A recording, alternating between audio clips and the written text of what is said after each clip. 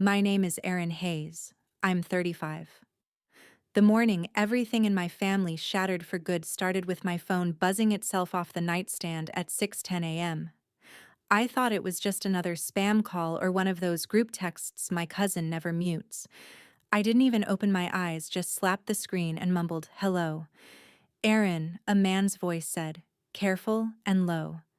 It was Mike, my neighbor, 2 houses down. "I think your grandpa is sitting outside your gate." The words hit like cold water. "What?" I sat up fast, heart already kicking. "He's been there maybe 20 minutes, Mike went on. 2 suitcases next to him. He's just sitting on the ground, in the dark.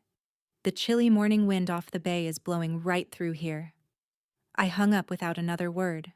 My feet hit the floor before I even realized I'd moved. Ryan stirred beside me, voice thick with sleep. "Erin." "What's wrong?" "Grandpa's outside," I said already, yanking on a hoodie and shoes. "Sitting at the gate, with bags." That snapped him awake. He was right behind me in seconds. No questions, just action. We threw open the front door. The damp Gulf Coast air slapped us hard, carrying that salty bite from Mobile Bay, even though the sun wasn't up yet. And there he was, Grandpa Harold, 78 years old, sitting on the cold concrete in front of my gate like he was waiting for a ride that would never come. 2 worn suitcases stood beside him, one with a folded piece of paper tucked into the handle. He wasn't crying. He wasn't calling out. He was staring at the ground, shoulders hunched against the wind, hands trembling in his lap. I ran to him. "Grandpa, what are you doing out here?" He didn't answer right away. I dropped to my knees, touched his arm. It was ice, the kind of cold that tells you someone has been sitting still for way too long. Ryan was already back inside, cranking the heat, grabbing blankets. We helped him up together. He moved slow, every step stiff like his joints were locked in protest. I grabbed the suitcases and felt the weight of that folded note in my hand. It felt heavier than paper should. Inside, we wrapped him in blankets on the couch. Ryan sat close, rubbing his back gently. Grandpa still hadn't said a word. I unfolded the note. 4 lines. No names. No apology. "We figured this was best. Please understand." My stomach dropped straight through the floor. My parents did this. If you want to know how a family can throw away their own blood before the sun even rises, and what happened when I refused to let them get away with it, stick around. Hit that like button. If you've ever had your trust in family broken like this, subscribe and turn on notifications so you don't miss what comes next, because trust me, this story is far from over. We got Grandpa inside, and the door shut behind us with a soft click that felt louder than it should. Ryan turned the thermostat up high while I guided Grandpa to the couch, his steps short and careful, like he was afraid of breaking something that wasn't his anymore.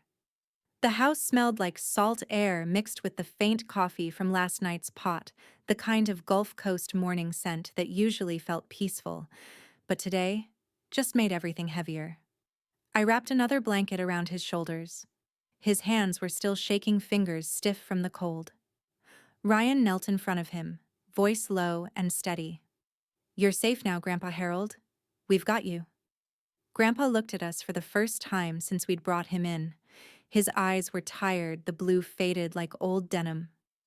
"Thank you," he said softly. "I didn't want to wake anyone."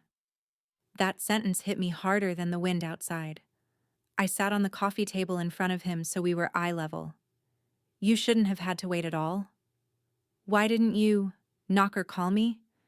He looked down at his lap. "Thought maybe you were sleeping. Figured someone would come out eventually."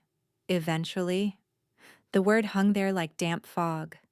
I needed to see what happened. I walked to the security panel by the front door, hands unsteady as I pulled up the footage. The timestamp read 5:42 a.m. Dad's SUV rolled up, slow, headlights off to keep things quiet. He stepped out first, wearing the same jacket he always wore when he didn't want to be noticed. Mom followed, coat zipped to her chin. They opened the back door and helped Grandpa out, slow, mechanical, no words between them. Dad set the 2 suitcases on the ground, Mom adjusted the folded paper in the handle, then they both got back in the car. No hug, no glance at the house. The taillights disappeared down the street toward the main road that runs along the bay. I stood there watching the empty driveway on the screen until the loop restarted. Ryan came up behind me, put a hand on my shoulder. They just left him. Yeah, I said. They did.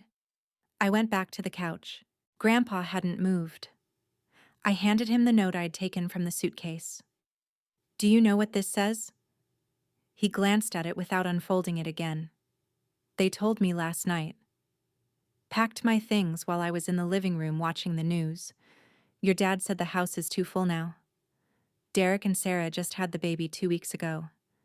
They need the space, the extra bedroom, the quiet, the baby. Of course it was the baby. I felt the anger start low in my stomach, the kind that builds slow and stays. They couldn't wait one day. Or call me first. Put you in a hotel for a week while they figured it out. Grandpa shook his head. Your dad said it wouldn't be long. That you'd understand. That I'd be better off here. Better off. Sitting on concrete in the dark with the wind coming off the water. Ryan spoke up, voice even but tight.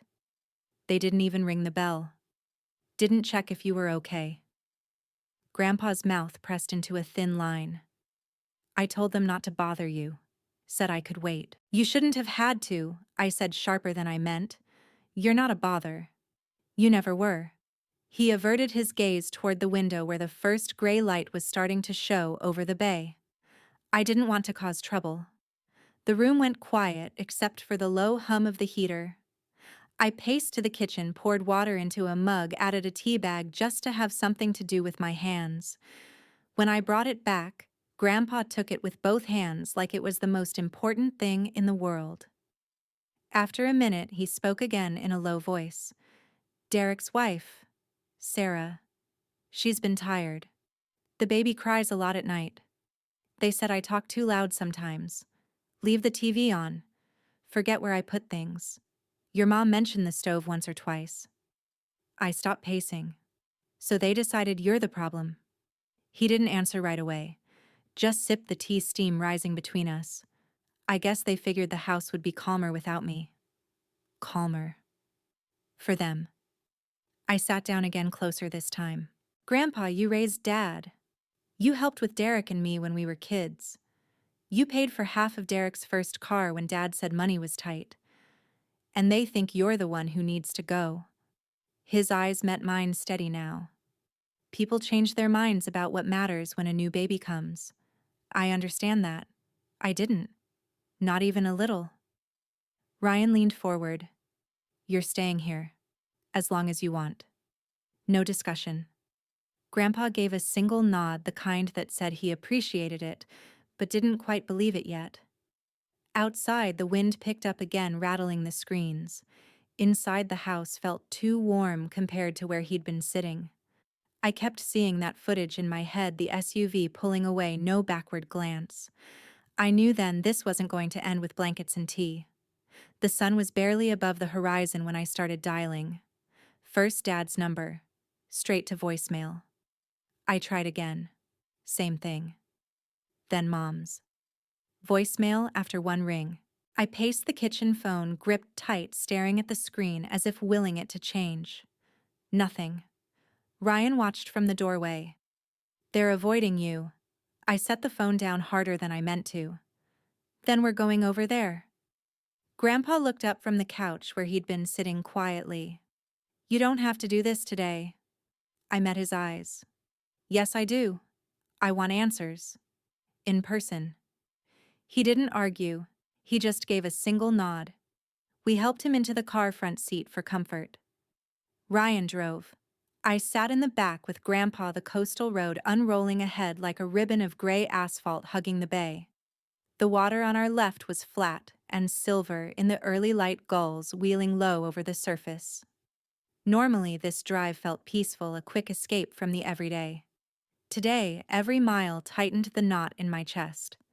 We passed the familiar landmarks, the old bait shop with the faded sign, the public boat launch, where families fished on weekends, the stretch of dunes dotted with sea oats.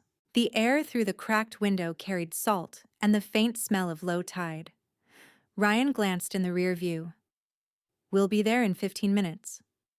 Grandpa kept his gaze on the passing scenery. "I haven't been back since last week." I squeezed his hand. "You shouldn't have had to leave at all."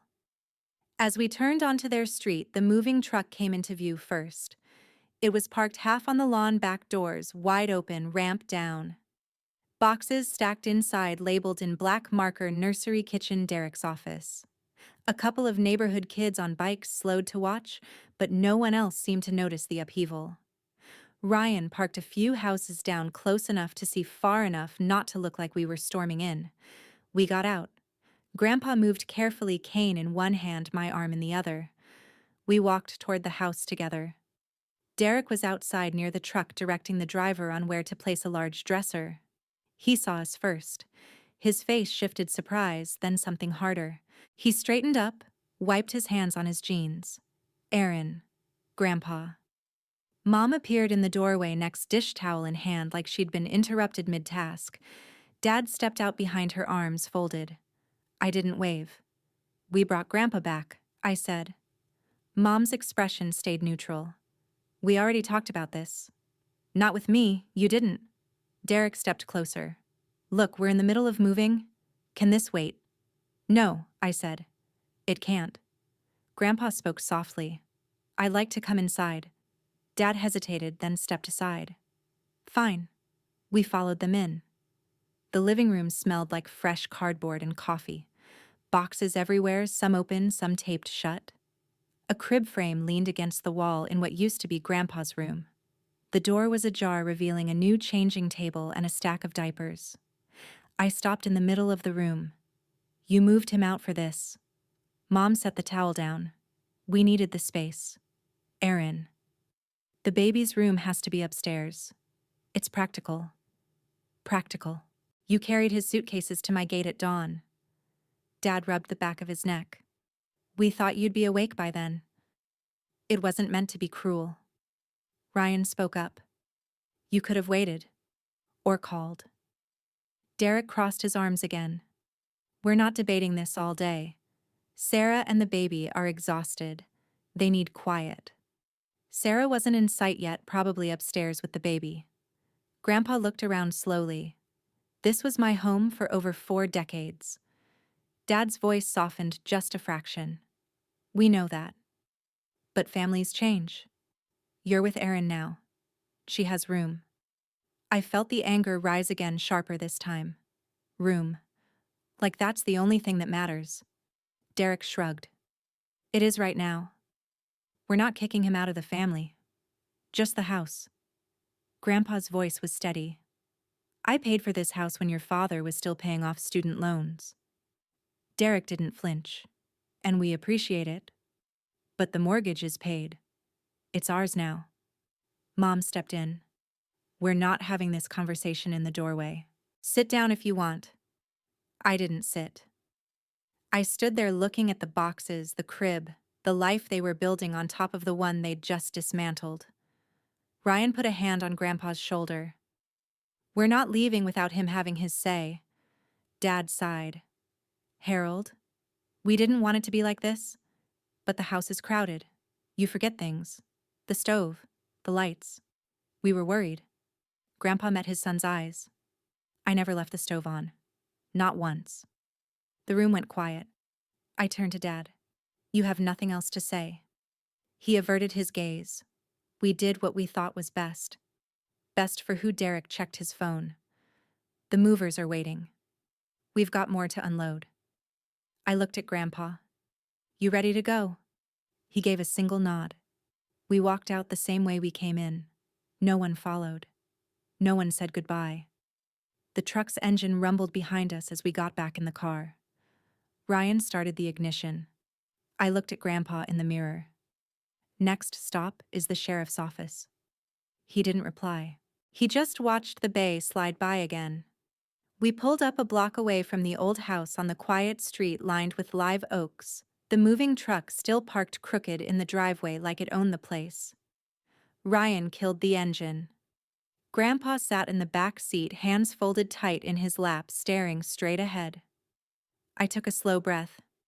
You sure about this? He gave a single nod. I want to hear it from them. We walked the rest of the way in silence. Grandpa between us, his pace steady but slower than usual. The front door was unlocked, same as always when they were expecting deliveries. I pushed it open without knocking.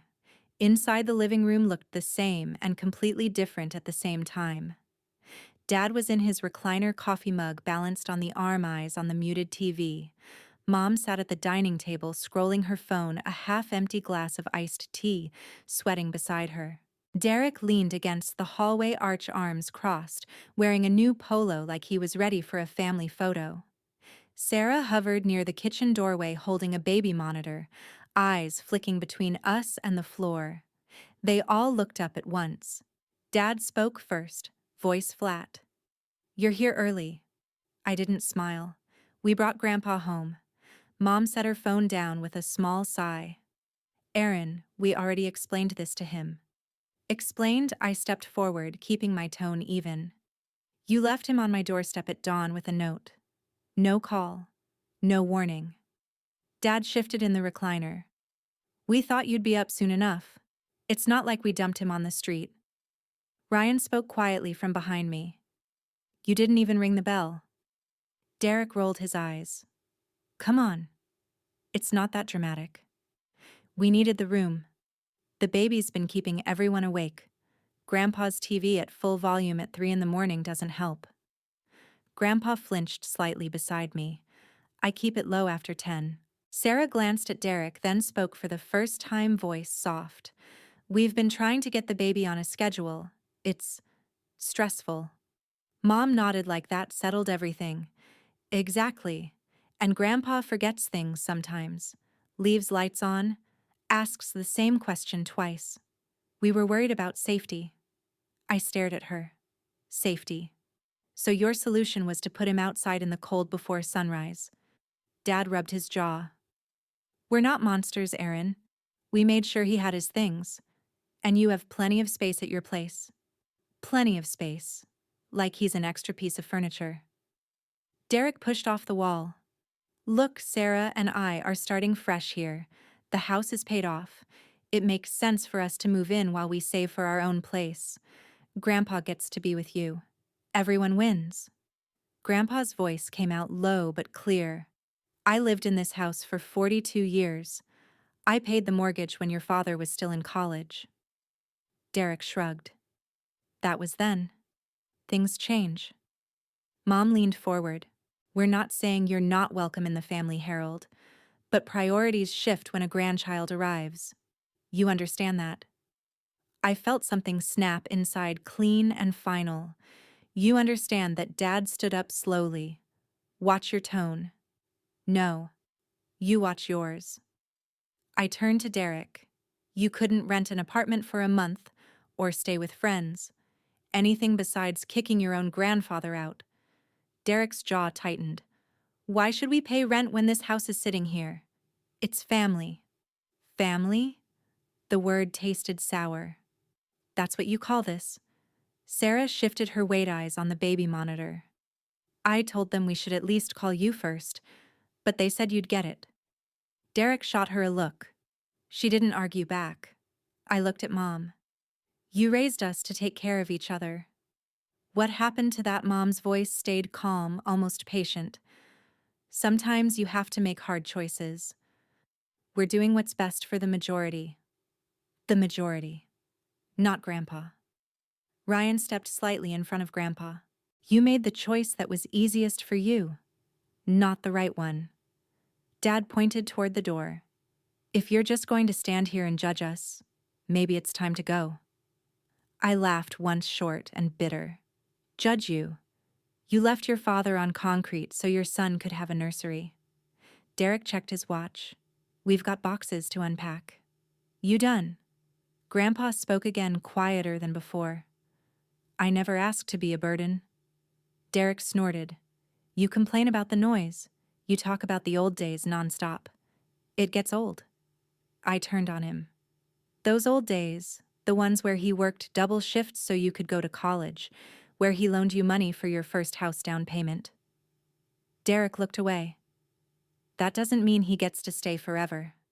Sarah whispered something to the baby monitor, but no one heard. Mom crossed her arms. We're not the bad guys here. We're trying to build a future for the baby. I met her eyes. And Grandpa's future? He gets the curb. Dad's voice hardened. Get out. Now. Or I call the sheriff. Ryan took Grandpa's arm gently. Let's go. We don't need to be here. We turned toward the door. No one moved to stop us. No apology. No second thought. As I reached for the knob, Mom called after me. Don't make this bigger than it is. He's your responsibility now. I didn't turn around. Gladly. The door closed behind us with a final click. Outside, the moving truck's engine rumbled as someone started it up. The sound carried across the quiet street like nothing had changed. But everything had. The drive back to my place was silent, except for the low hum of the tires on the coastal road. Grandpa stared out the window at the dark water of Mobile Bay lights from distant boats, flickering like they belonged to another world. Ryan kept one hand on the wheel and the other resting near mine. No one spoke. There wasn't anything left to say in that moment. When we pulled into the driveway, Grandpa moved slower, getting out, but he didn't ask for help.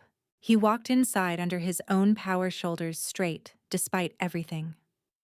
I followed him to the guest room, my old room from when I still lived here sometimes, and made sure the bed was ready. He sat on the edge, hands on his knees. I stood in the doorway. You need anything? He shook his head. Just a quiet night. Ryan touched my arm lightly. I'll stay up with him if he wants company.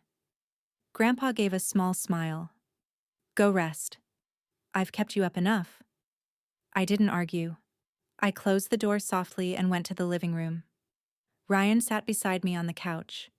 We didn't turn on the TV. We just sat there in the dim light from the hallway. I pulled out my phone. I'm not letting this go. He nodded. What's the first step? Report it. Elder neglect. They left him outside in the cold without any plan. That's not okay. I opened the browser and searched for the Baldwin County Sheriff's Office non-emergency line.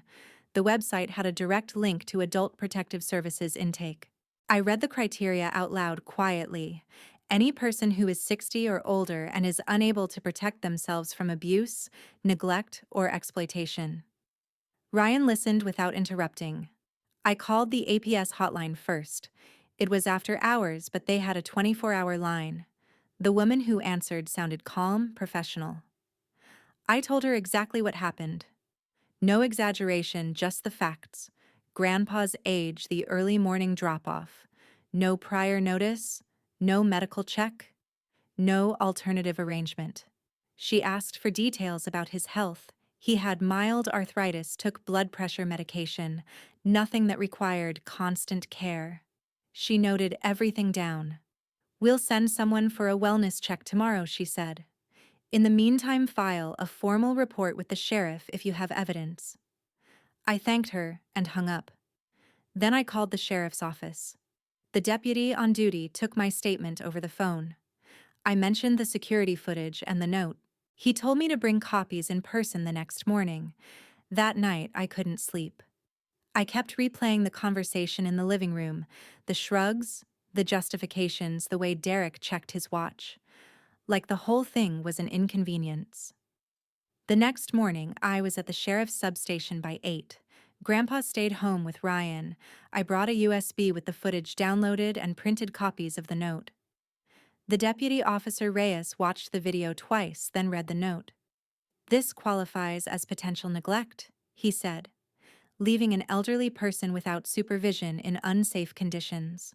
We'll forward it to the DA for review. I asked about financial aspects. Grandpa had been sending money to Dad every month for years, supposedly for household expenses. I didn't have exact amounts yet, but I knew the transfers came from Grandpa's account. Officer Reyes leaned back. If there's evidence of exploitation using his funds without consent or for non-care purposes, that's a separate issue. Adult Protective Services can investigate that too. Get bank statements if you can. I left with a case number and instructions to follow up with APS. When I got home, Grandpa was sitting at the kitchen table with a cup of coffee. Ryan had made breakfast simple eggs and toast. I sat across from him. I filed the report. They're doing a wellness check today. He looked at me steadily. You didn't have to do that. Yes, I did. Later that afternoon, an APS caseworker named Elena arrived. She was in her 40s, kind eyes, clipboard in hand. She spoke to Grandpa alone first in the living room while Ryan and I waited in the kitchen. When she came out, she asked me for the footage and the note. This is clear neglect, she said. No arrangement, no communication. We'll open a case and recommend guardianship if needed. She looked at Grandpa. You're safe here. He nodded. Yes. Elena left with copies of everything and promised updates within the week. That evening, I sat at the computer and logged into Grandpa's online banking he'd given me access years ago for emergencies. I scrolled through the history. Monthly transfers to Dad's account $2,000 each, going back over 3 years. Labeled simply as family support. No receipts. No explanation. I showed Ryan. This isn't pocket money. This is his fixed income. Ryan's jaw tightened. They were using him. I saved screenshots and printed statements. Tomorrow I'd take them to APS. Grandpa came into the room leaning on his cane. What are you looking at? The transfers, I said. To Dad. He sat down slowly. I started them when your grandmother passed. Thought it would help with the house. Never asked for anything back. You shouldn't have had to. He looked at the screen. I trusted them. I closed the laptop. That trust is over. The next day, I went back to APS with the financial records. Elena reviewed them carefully. This pattern, regular large transfers from a senior's account without documented benefit, raises red flags for exploitation. We'll subpoena the full records and interview the recipients. I felt a weight lift even though I knew it wasn't finished. For the first time since the phone call from Mike, I had something concrete. Not just anger. Action. Grandpa didn't say much about it. He spent the afternoon on the porch watching the bay, coffee in hand. When the sun started to set, he came inside and sat beside me. Thank you, Erin. I squeezed his hand. We're just getting started. The courtroom in Baldwin County smelled like polished wood and old paper. Hard benches, fluorescent lights that buzzed faintly overhead, and the low murmur of people waiting their turn. We arrived early. Grandpa sat between Ryan and me, dressed in his best button-down cane resting against his knee. He didn't fidget, he just waited. Dad, Mom, and Derek came in together. They sat on the opposite side of the aisle. No eye contact. Sarah wasn't with them, probably home with the baby. The judge entered a few minutes later, Judge Harlan, mid-60s, sharp eyes behind rimless glasses, no-nonsense voice when he called the case. Elena from APS testified first. She read from her report the date of the incident, Grandpa's age, the lack of prior notice, no medical consultation, no emergency contact. She described the wellness check at my house. Grandpa's safe settled no signs of prior physical harm, but clear emotional distress. The judge asked her about the conditions. Elena answered plainly. He was left outside in temperatures in the 40s with wind coming off the bay. No shelter. No one checked on him for nearly an hour. Judge Harlan nodded once, and the financial component Elena handed over the bank records.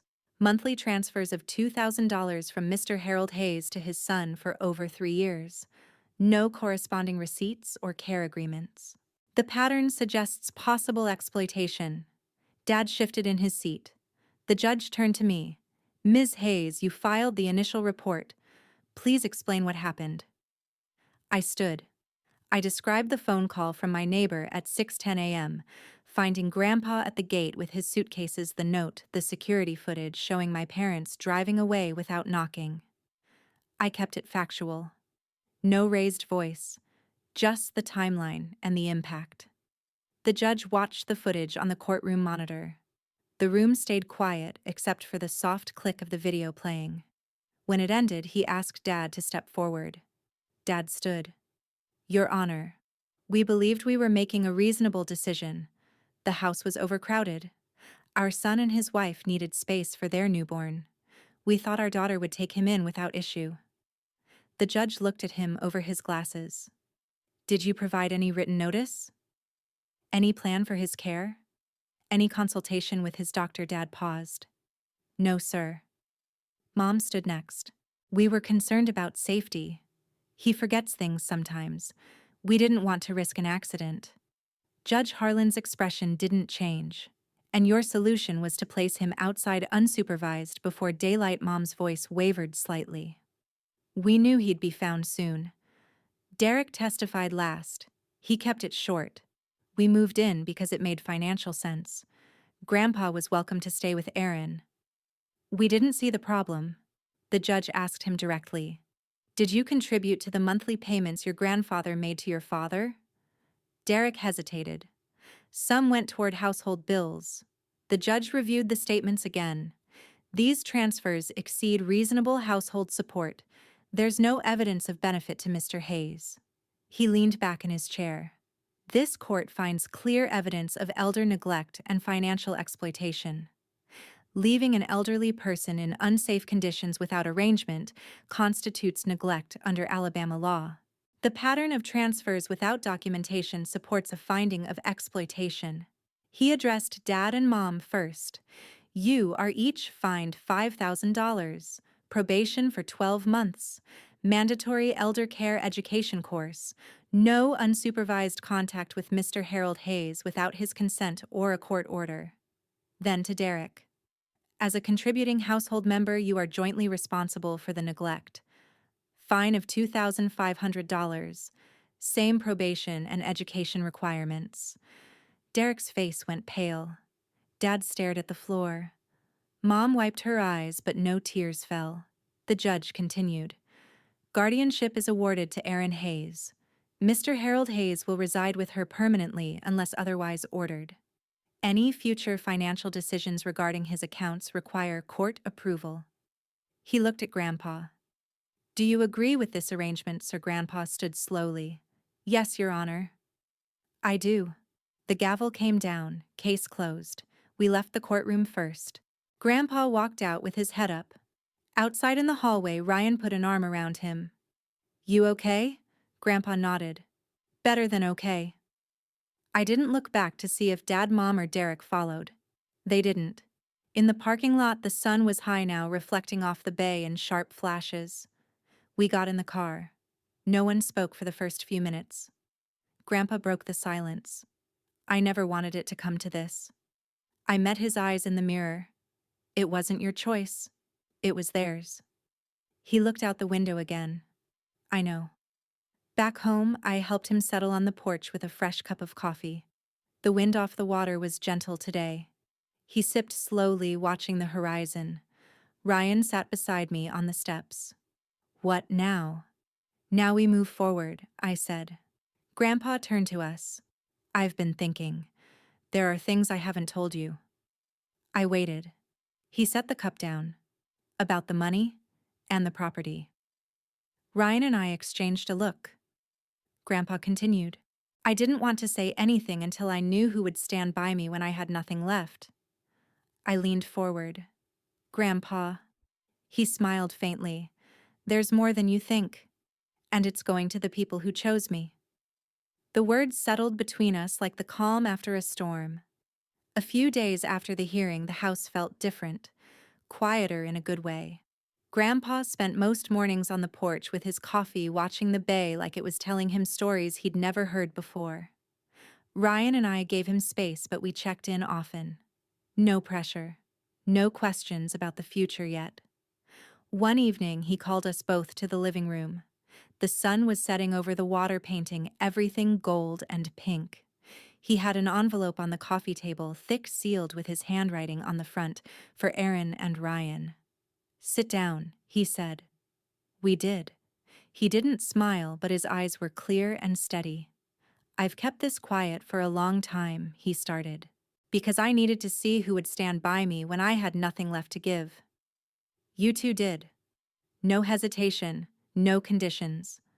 He pushed the envelope toward me. "Open it."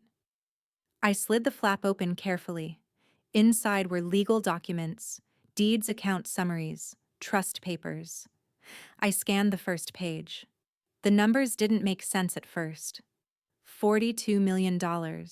Cash accounts, investment portfolios, real estate holdings, all in Grandpa's name under his maiden business entity from decades ago. I looked up. "Grandpa." He nodded once. "It started with the small restaurant chain my father owned along the Gulf Coast in the 70s. I bought in quietly, worked the books, expanded it over 30 years, sold most of it in the 90s when the market was right, kept the profits separate. Never told your father. He would have spent it faster than I could earn it." Ryan leaned forward. All this time, Grandpa's voice stayed even. "I lived simply, paid the house mortgage, sent money when they asked. But the rest stayed hidden. Different banks, different names. Safe." I flipped through the pages. There were properties listed, beachfront lots, commercial buildings, even a small resort 20 miles down the coast. One document stood out, a deed transfer in progress. "This one," he said, tapping it. "The coastal property. 10 acres, 12 cottages, direct access to the water. It's yours. Both of you. If you want it." I stared at the description. "Private beach. Renovated in the last 5 years. Managed by a trust until now." "Why us?" I asked. "Because you chose me," he said simply, "when I had nothing but 2 suitcases and a note. You didn't ask what I could do for you. You just took me in." Ryan's hand found mine. "We didn't do it for this." "I know," Grandpa said. "That's why it's yours." There was a knock at the door. Grandpa glanced toward it. "That'll be Linda." Aunt Linda stepped in a moment later. She was Dad's older sister, always the quiet one at family gatherings. She carried a small folder and a calm expression. "I asked her to come," Grandpa explained. "She knew about most of it." Linda hugged me first, then Ryan, then Grandpa. She sat down and opened her folder. "I've been the trustee on some of these accounts for 15 years. Harold wanted someone outside the immediate family to oversee it, in case things went south." She looked at me. "The resort property is already in escrow for transfer. No taxes owed. Clean title. You can run it, sell it, keep it as a vacation spot. Your choice." I felt the weight of the papers in my hands. $42 million. It wasn't just money. It was proof he'd planned ahead, protected himself. And now he was giving it to the people who hadn't turned away. Linda continued. "The rest accounts investments will be divided according to his will, your primary beneficiary. Ryan included as joint. No provisions for your father Derek or anyone else who didn't show up when it mattered." Grandpa added softly, "There's a clause. Anyone who contests it forfeits their share to charity." Linda closed the folder. "I'll handle the paperwork. Signatures next week." She stood to leave, hugging us again. "You two deserve this. And Harold deserves peace." After she was gone, Grandpa looked at us. "I don't want praise. I just want to know it's going where it belongs." I reached across and covered his hand. "It does." We sat there as the last light faded over the bay. The documents lay spread out, real and final. No celebration, no tears. Just the quiet certainty that some things can't be bought or taken back. The doorbell rang on a Saturday morning, 2 weeks after the transfer papers were signed. Ryan checked the camera first. Mom stood on the porch holding a homemade pie, the kind she used to make for holidays. Dad waited behind her, hands in his pockets. Derek lingered at the bottom of the steps, looking uncomfortable in a button-down he clearly hadn't worn in months. I opened the door just enough to speak through the screen. "What do you want?" Mom smiled like nothing had happened. "We brought pie. Thought we could talk. Reconnect. Reconnect." The word landed flat. I didn't move. Grandpa's voice came from the hallway behind me. "Who is it?" Mom's eyes brightened. "Harold. We just want to see how you're doing." He stepped into view, arms crossed. "I'm doing fine. Better than I've been in years." Dad cleared his throat. "We've been thinking about everything. The court? It was a lot. We want to make things right." Derek shifted his weight. "Yeah. Family's family. We can put this behind us." Grandpa didn't smile. "You put me on the curb so your son could have a bigger bedroom. Now you want to put it behind you." Mom's smile faltered. "We were under stress. The baby, the move. We didn't mean to hurt anyone." Ryan spoke quietly from beside me. "You did hurt someone, and you didn't apologize until after the money came out." Derek's jaw tightened. "We didn't know about the money. That's not why we're here." Grandpa's voice stayed calm. "Then why are you here?" Dad looked at the pie in Mom's hands like it might help. "We're sorry. We want you back in our lives. No more fighting." I felt the anger rise again, but it was different now. Cold final. "You're sorry because the court took your access. Because the fines are due. Because Derek can't afford the new mortgage payments without the old transfers." Derek looked away. "The fines hurt.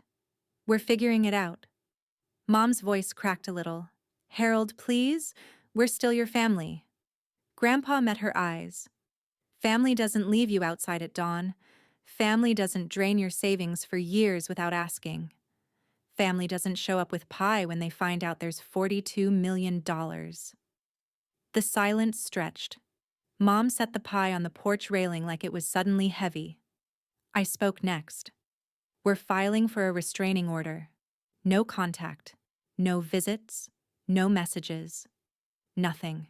Dad's face hardened. "You can't do that. I already have the forms. The sheriff will deliver them next week." Derek stepped forward. "Erin, come on. This is going too far." "No," I said. Going too far was leaving him alone on concrete. "This is just protection." Grandpa added softly. "I don't want to see you again. Not like this." Mom's eyes filled. "Harold." He turned away. "Go home." I closed the door. The click felt permanent. They stood there for a minute. Then footsteps retreated down the steps. The car started, drove away. Inside, Grandpa sat on the couch. His hands were steady. No shaking. Ryan sat beside him. "You okay?" Grandpa nodded. "I am now." Later that week, the restraining order was granted. No contact for 3 years renewable. The sheriff delivered it personally. Dad signed for it without a word. Derek sold the house 6 months later. The fines, the lost support, the new baby expenses, it all added up. He and Sarah moved to a smaller place farther inland. They stopped asking for help. Mom and Dad paid the fines in installments. They took the required classes. They didn't contest the will. The money was gone, and so was the pretense. Grandpa settled into a routine. Mornings on the porch. Afternoons reading. Evenings with us talking about the old restaurant days, the Gulf Coast before the crowds. He laughed more. He slept through the night. Ryan and I drove to the coastal property one weekend. 12 cottages, white sand, the sound of waves constant. We walked the beach. Talked about running it slowly, carefully, not for profit first. For peace. Grandpa stayed home that day. When we got back, he was waiting with fresh coffee. "How was it?" he asked. "Beautiful," I said. He smiled. "Good. It's yours to make what you want." We sat together as the sun went down over the bay. No more looking over shoulders. No more waiting for apologies that wouldn't come. Looking back, this whole thing taught me something I'll never forget. Family isn't defined by blood or obligation. It's defined by who chooses you when you're at your lowest, when you have nothing left to offer but yourself. Real family shows up in the dark, wraps you in blankets, fights for your safety, and stands beside you even when it costs them something. The ones who only appear when there's something to gain, they reveal themselves clearly. And once you see that, you don't have to wait for them to change. You get to choose your peace instead. I don't regret cutting ties. I regret the years we wasted pretending that convenience was the same as love, but I'm grateful for the clarity. It freed us. It gave Grandpa the rest he deserved. And it showed me that the strongest bonds are the ones built on respect, not expectation. To everyone watching this story, thank you for staying with me until the end. Thank you for listening, for sharing your own experiences in the comments, for reminding me I'm not alone in this. If this story touched you, if it made you think about the people in your life who truly show up, please take care of them and take care of yourself. Stay strong, stay kind, and always choose the family that chooses you back. Wishing you all good health, happiness, and the courage to protect what matters most. If you haven't already, hit that like button. If this resonated with you, subscribe and turn on notifications so you don't miss the next real-life story, and share this with someone who needs to hear it. You never know who might need this reminder today. Thank you. I'll see you in the next one.